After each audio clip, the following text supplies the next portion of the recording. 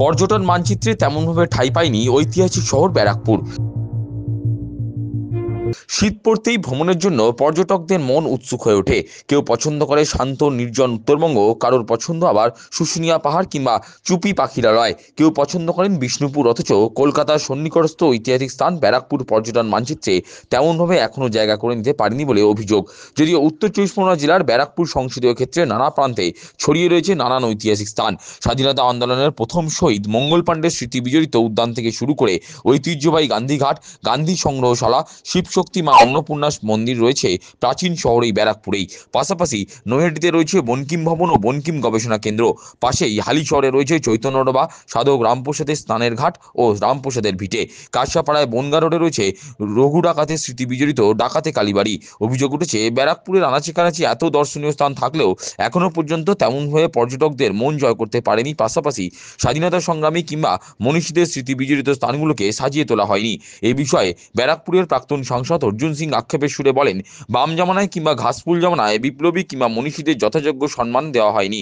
এমনকি পর্যটক টানতে দর্শনীয় স্থানগুলোকেও ঠিকমতো সাজিয়ে তোলা হয়নি। কোনোদিন থাকবে না। ভারতীয় জনতা পার্টি ক্ষমতা এলে আমরা সব স্থান সঠিক স্থান দেব। মনীষীদের কি সম্মান মিলবে? মনীষীদের কি যোগ্য মর্যাদা মিলবে? নিশ্চয়ই মিলবে। ভারতীয় জনতা পার্টির ক্ষমতা আসবে। যদিও বাংলার পর্যটন মানচিত্রে ব্যারাকপুরকে জায়গা করে দিতে নানান উদ্যোগ নেওয়া হচ্ছে। ব্যারাকপুরের নতুন মহকুমা শাসক সৌরভ চ্যাটার্জি বলেন, পর্যটনের ক্ষেত্রে গুরুত্বপূর্ণ স্থান ঐতিহাসিক শহর ব্যারাকপুর। রাজ্য সরকারের তরফে নানান উদ্যোগ নেওয়া হচ্ছে। তার কথায় খুব শীঘ্রই মুখ্যমন্ত্রীর স্বপ্নের প্রকল্প উচ্চধারা শুরু হয়ে যাবে। দেখুন, আপনারা জানেন যে একদম আমরা যদি হিস্ট্রি বা এই লিগাসি অফ ব্যারাকপুর দেখি, পশ্চিমবঙ্গে তথা ভারতবর্ষের পৃথিবীর ইতিহাসে এটা একটা খুবই পর্যটনের দিক থেকে গুরুত্বপূর্ণ জায়গা। এবং আপনারা সবাই জানেন যে আমাদের পশ্চিমবঙ্গ সরকারের তরফ থেকে অনেকগুলি ইনিশিয়েটিভ এখানে নেওয়া হচ্ছে। আপনারা জানেন অলরেডি আমাদের এখানে ট্যুরিজম প্রপার্টি আছে মালঞ্চতে, এবং বাকি যে সমস্ত গান্ধীঘাট থেকে শুরু করে আপনারা জানলে খুশি হবেন যে খুব শীঘ্রই আমাদের যে উৎসধারা প্রকল্প, ওই প্রজেক্টটাও শুরু হয়ে যাবে। মহকুমা শাসক জানান, গান্ধীঘাট থেকে শুরু করে রামপ্রসাদের ভিটে, বঙ্কিমচন্দ্রের বাসস্থান সহ গঙ্গার তীরবর্তী প্রচুর দর্শনীয় স্থান এখানে আছে। শীত পড়তেই পর্যটকরা এখানে ভিড় জমান। আমাদের রামপ্রসাদের ভিটা থেকে শুরু করে বঙ্কিমচন্দ্রের বাসস্থান এবং গঙ্গার তীরবর্তী প্রচুর দর্শনীয় স্থান এখানে আছে।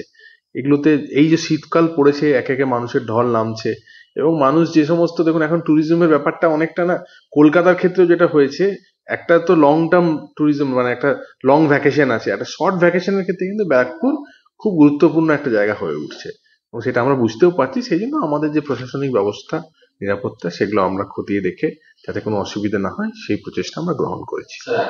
তিনি বলেন, অনাদারে পড়ে থাকা দর্শনীয় স্থানগুলোকে ট্যুরিজম স্পট গড়ে তোলার চেষ্টা করা হবে।